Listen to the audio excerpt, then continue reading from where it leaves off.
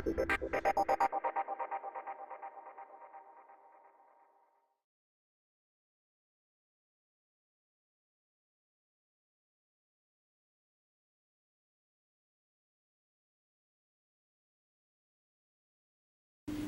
mean, I have no formal education. I left school quite early. I never finished my A-levels. I mean, I was studying in Jerusalem, and I started to work very early. I started as a photographer, as a still photographer. I mean, as a kid, I was a still photographer, and then I started with journalism, and I moved to fashion photography. And I left Israel, and I started to make films without really learning. And I learned. I'm continuing to learn. I mean, I was learning through working, which is for me the real school. I mean, the school of work. I mean, I never forget that cinema is about labor, first of all. And this is also why I don't teach film making as such. I mean, I teach film thinking, which I believe that it can impulse the making. But the filmmaking, I think that it's about thinking technology, thinking possibilities, thinking potentialities. But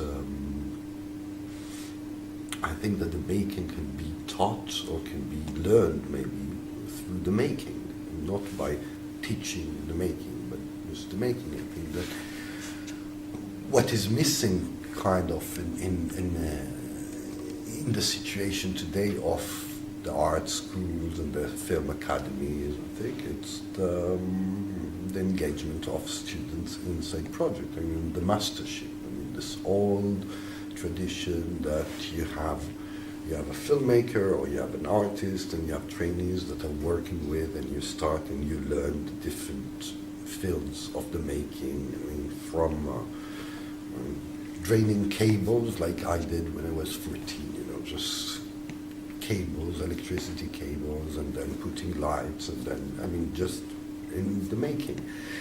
And you see kind of a strange effect, students that are going out of cinema schools or art academies, and when they go out, they are filmmakers because they learned filmmaking.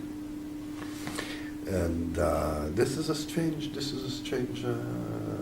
fact. So I'm kind of reluctant about the idea of teaching the making, but as somebody that didn't have any formal education, maybe in kind of an arrogant way. I mean, for me, teaching is my way of learning also, but not learning the making. I mean, this is also maybe why each film that I'm doing is kind of a laboratory. They're very different formally and conceptually, even if I'm kind of navigating in a small field of subjects.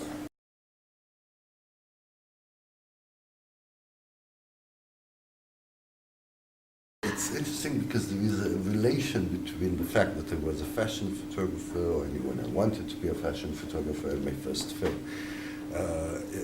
When I was in my last years in high school, before I left school, I took a beautiful girl to make a session of fashion photography in the desert of Judea, next to the Dead Sea, which is just 30 kilometers east of Jerusalem, to kind of a place that officially it's written on the maps and in the guides that it's an abandoned refugee camp. It's mad hats that are in the desert. And when we went to do this fashion session, suddenly kids came to see us. And I realized that kids are living there. I mean, that people are living in this place, and it's not abandoned.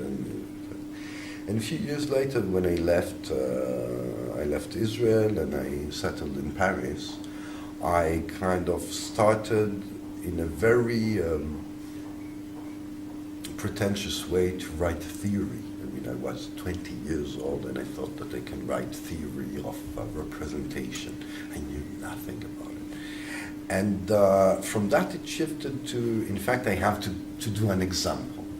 And I recall that moment of that camp, and I decided to make a film about this refugee camp. That was my first film, and it's called Aqaba Jabber, which is the name of the camp. Passing Through, which was the subtitle of the film, and it's a day in the life of a Palestinian refugee camp. And it was 1987. I was 20. When the film was finished, I was 23 years old, and I presented it to the competition in Cinéma de Réel in Pompidou Center, that at the time was the film festival, and it happened to be that I got the first prize for my first film, which was kind of a surprise, and it kind of pushed me into things. First of all, it was kind of a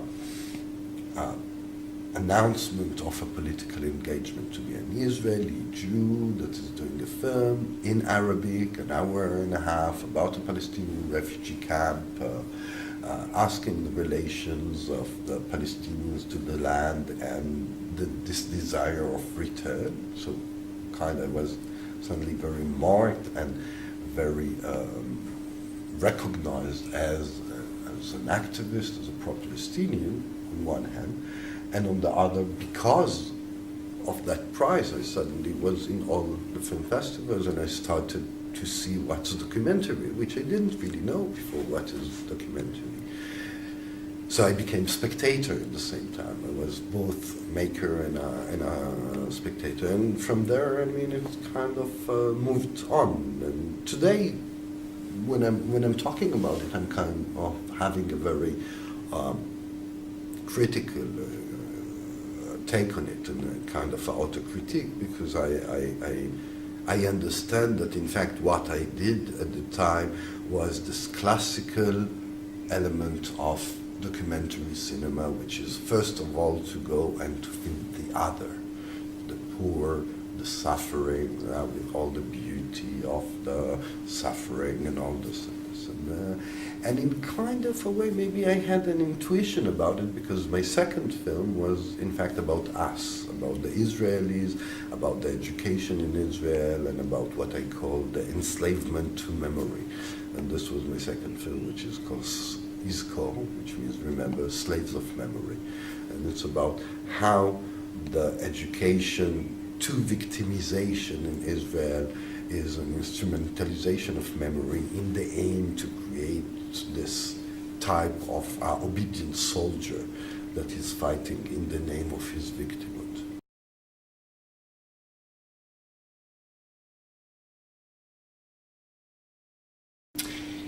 You know, there is a nice proverb in Arabic that says that when you plant the wind, you gather the storm. And so I wasn't surprised. I always took the notion of provocation in a positive way, which is to provoke something. This definition of controversial, for me, says nothing about me. It says a lot about who is using it. It's a very conservative position. I mean, if you're not controversial, so you're what? Consensual? I mean, imagine that I will be a consensual filmmaker. I mean, I would go to sleep, right? So this controversial, the idea of controversial is kind of a way, it's kind of a way to say something about the people that are using the notion of controversial, or like provocative, to say you are provocative. No, I wasn't surprised. I mean, if I would be surprised, if I wouldn't want to get into the controversy, if I wouldn't want to provoke something in this stagnation and the political conservatism and stagnation, I would do other things. I would do completely other things. it wasn't the first film that had a kind of controversy. When his core Slaves of Memory went out in 1990, speaking about the instrumentalization of memory, the fact that Israel is using memory both to culpabilize the world, and on one hand, and to create this figure of the good perpetrator that always see himself as a victim. I mean, this was also kind of provocative or very, I would say,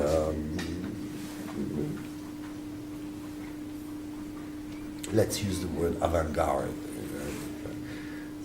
And I think that what happens is that somebody has to go to the front. Somebody has to go to the front. And when you go to the front, I mean, you have one risk. I mean, is to be wounded. I was wounded. I won't say that I wasn't. I mean, the reaction, the hysterical reaction in France, was shocking. I left France after that. I mean, but I left France not because of the ones that attacked me, because all the ones that kept silence and said nothing.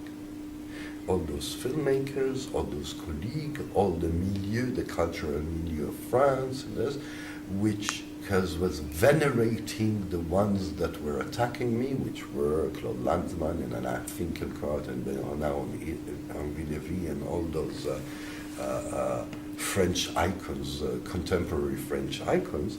But what was surprising to me is the amount of cowardness, the amount of shyness of people that had no risk. But I was supported by fantastic people. I mean, one of the first person that supported me was Jean-Luc Godard, which is good, and the other one was Tsvetan Todorov, which is not bad. You see, so I mean, it said a lot about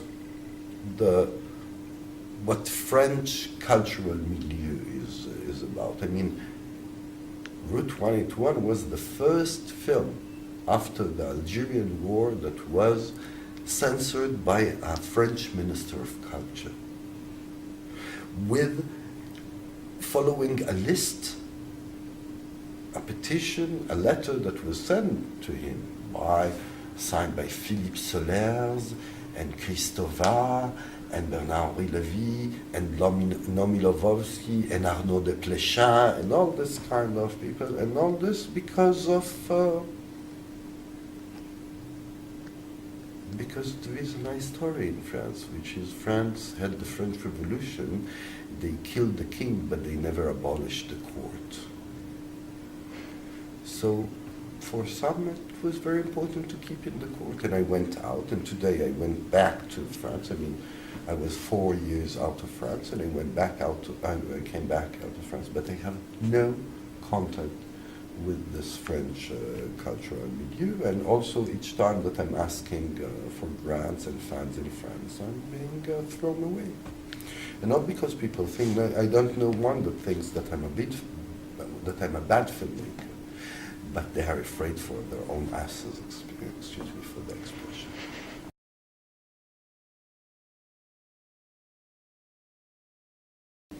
What was in the film that provoked this response was, in fact, one scene, which is very linked to the project that I'm presenting in the BDF, which is the idea of Montage Interdit, a forbidden kind of montage between two historical events. There is a scene in Route 181 of a barber that is a Palestinian barber that is speaking about a massacre that took place in 1948 done by Jewish militias, and he tells his story as a witness of that was asked as a young 17 years old boy to come to take out the bodies from that mosque where there was the massacre and burn them. And he's telling this, his story, he's testifying while cutting the hair of my co-director of the film, which is Michel Clayfin. And this scene was seen as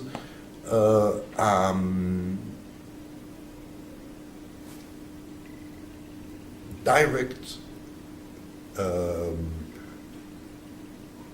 analogy, comparison with the famous scene from Shoah of Claude Lanzmann of the Barber.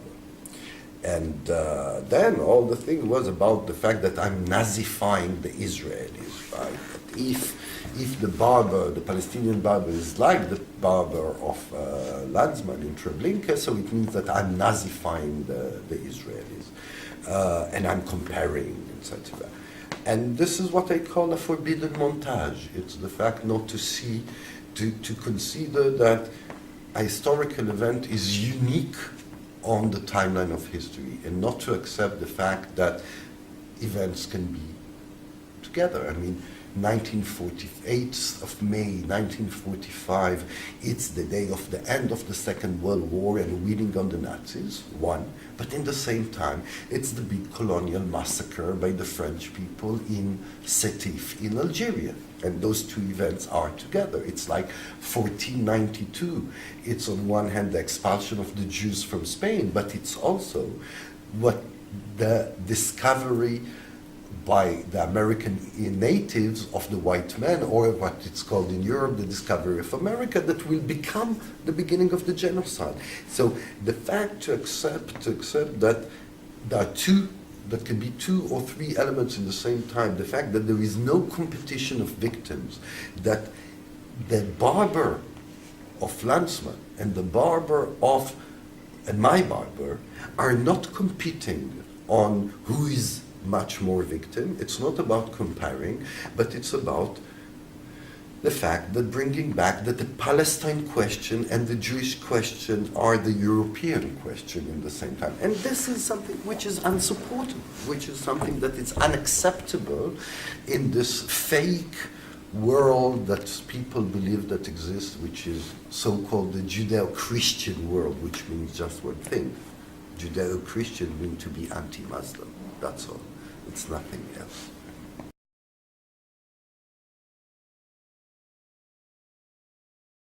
In Israel, I'm known as a very as a critique and a dissident and as an opposition. So of course it was highly criticized, but it was less criticized than in France. It was not hysteria. It was a critique.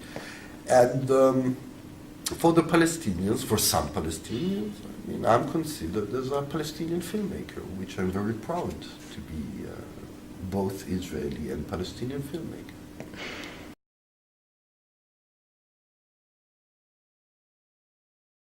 I mean, I think that it's obviously a major work, but I think that it's not sacred. Mm-hmm. It's not holy. It's not something that you have to lower your voice and to speak about it as a veneration. I mean, it can be criticized as any film. It can be watched as a film. And I do not accept this terror that is imposed by Lanzmann and by all this group around Shoah, as if we are talking, as Lanzmann said himself, for a new kind of crime we have to invent a new kind of cinema. I mean, okay, it's a major work, it's a fantastic work, it's but it doesn't make out of it something that we cannot talk about it normally, and even if we want to laugh on it. I mean, it is another film. It's not the event. Okay? But it functions today as an intellectual terror, as if Lanzmann kind of has the copyright on Shoah, on the Shoah. Mm-hmm. And he doesn't. It's Hitler that have the copyright.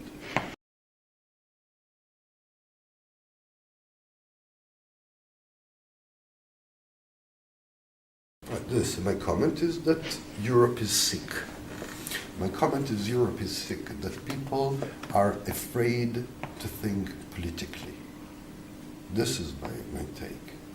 That we're in a situation that The absolute abstraction of the theorization is the way not to deal with actuality, but to deal with the politics, to deal with the practice of everyday life. And it's about the refusal of doing a montage, doing editing. Doing editing is putting two things together in order to create a new thing.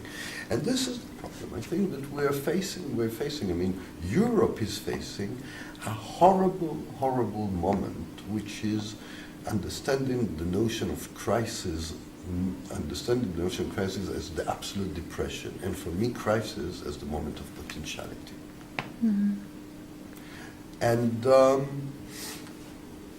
as you can see, I mean, there is a fascination for the 70s, for the 60s. What's the fascination of the 60s? The 60s and 70s is not just about aesthetics. It's not just about theory. It's about trying and to believing that when you're doing, you're changing. And in this, I'm a fundamentalist. I mean, I think that to put an object in the public space is about occupation of a public space, doesn't give you any right, but gives you a duty. And unfortunately, many people don't understand that the duty is to provoke the thinking, not to deliver a kind of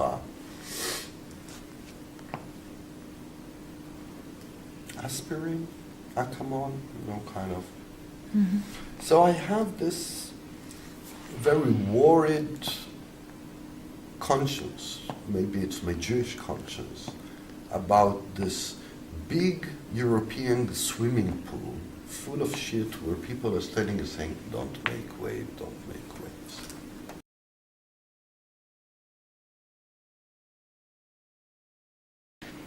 Yeah, Jaffa The Oranges Clockwork is a film that I did in 2009. I mean, I wrote the idea many years before. In fact, I took this brand, which is Jaffa oranges, that is known all over the world, and I linked it to the idea of the invention of Palestine's image. And I'm following through archives and through witnesses the visual history of the branding of the Jaffa oranges. And in the same time, I'm trying to tell the story, to, let's say, to review the history of Palestine as it used to be told. And for me, it was a project about projection, how the West and part of the West's Zionism projects on Palestine, on the Holy Land, etc., etc. And at the same time, it was to review, which is a notion which is very important for me because it's double meaning, to view again and to review the archives.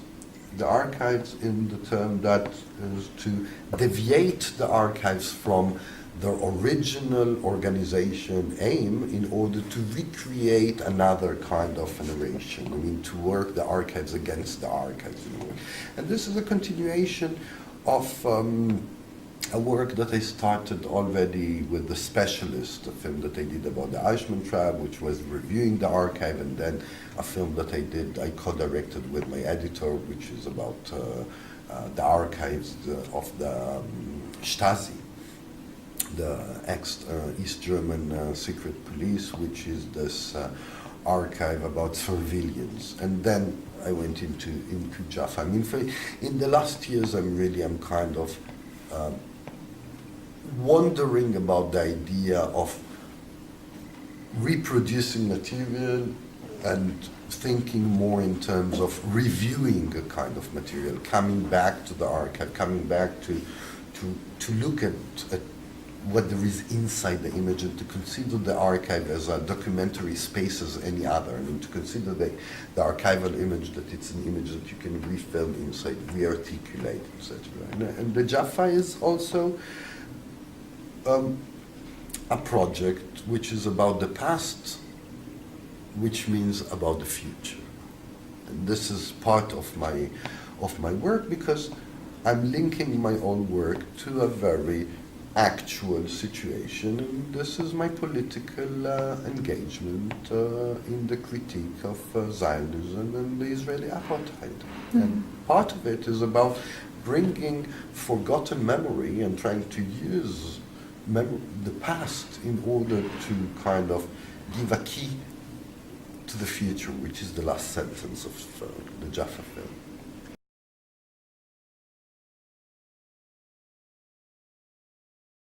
I think that first of all, in order to speak about the future of the Israeli-Palestinian conflict, is to define what's the conflict. You know, if we will say what's the conflict, I think that already we have the answer. If we understand that we're talking about a colonial conflict, so we speak about decolonization. But we know, following the decolonization of the 60s and the 70s, we know that decolonization, it's not just about decolonizing the territories, but it's also about decolonizing the mentality of the settlers, which means the Israelis, the Zionists. I mean, the double process of decolonization. It's also the emancipation.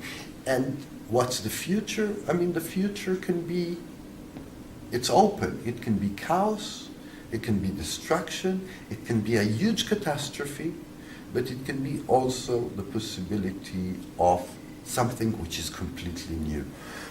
And my very last film, which will be presented for the first time in Israel in 13th of June, in a few days, which I presented in a preview in a retrospective that was done for me and a tribute that was done for my work in Thessaloniki. It's called A Common State Potential Conversation.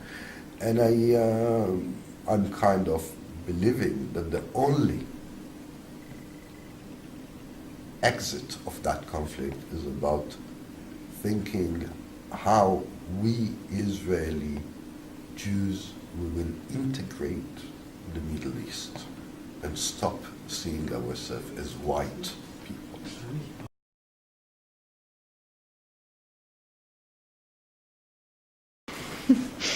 Common state potential conversation? Common state potential conversation is in fact a series of 25 interviews that I did with Palestinians and Israelis, mostly intellectual, activists, artists, all filmed in their homes on a wall, which sometimes is white, sometimes is stone. And I created a split screen, and you have an Israeli and a Palestinian, and they're talking, and I created a virtual conversation in 7 chapters, and they're just talking to each other without meeting, just meeting in the editing room. And it's how it's called. It's a potential conversation. It signifies also kind of framing what should be the potential conversation. And it's not about 2 states, how we will cut here now, let's cut here, we will take a little bit territory, but going much further, trying to think much further. So this is it's a virtual conversation which is possible in cinema, and it's not yet possible on the ground.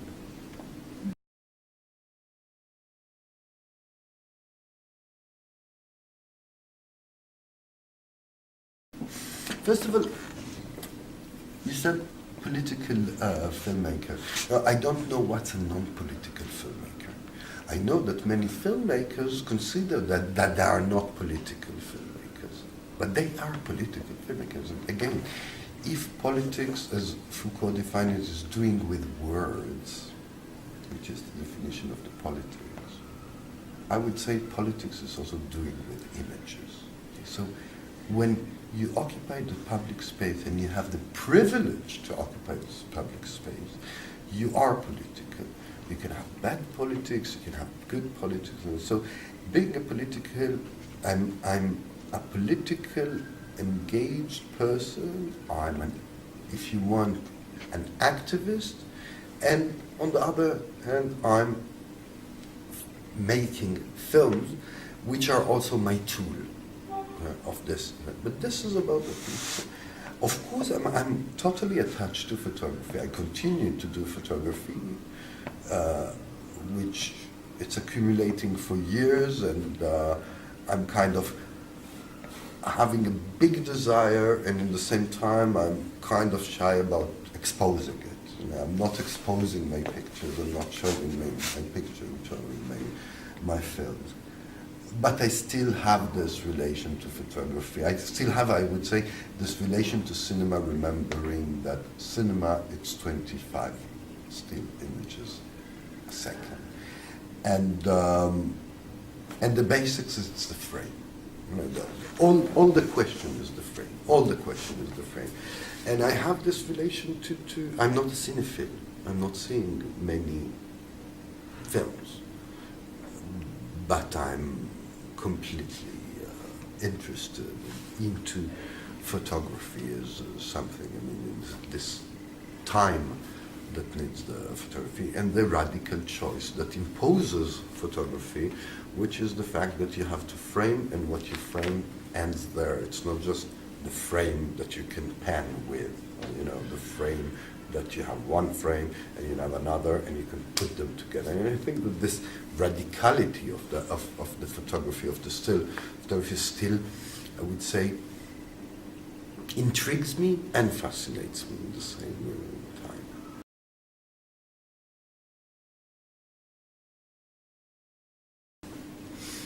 You know, I believe that there are texts, and when I'm saying texts, it can be cinema, it can be text, it can be image. I believe that there are texts that are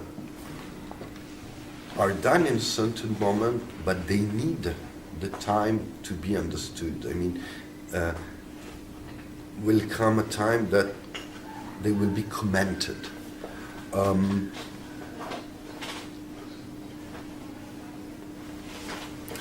If we witnessed in the last years in the art biennales and shows and clearly political subjects done, I think that today what we're witnessing, and I have to see the exhibition at least 2 times in order to speak about it, I think that we're witnessing is kind of not another take on politics, which is to try to think, to put texts that need the thinking. And also those are texts that maybe need also their commentators. I believe that there are texts that need their commentators, and it's important, not their theoreticians, their commentators. But as I said, I think that Europe today has a situation that politics became a profession. It's not anymore a vital need.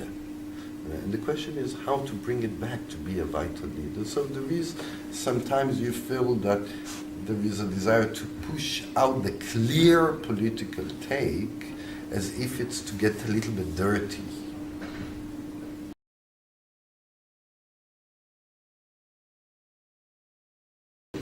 I know that if the Union of Europe will continue to be around who is not European, we are coming back to the catastrophe of Europe. And this is what we're facing today. We're facing today a discourse which is not about who we are, but who is not us. This is what's coming back. And, you know, I have a Jewish memory. And this frightens me. Even if the Jew today, it's not the Jew, it's the Muslim, but it doesn't matter.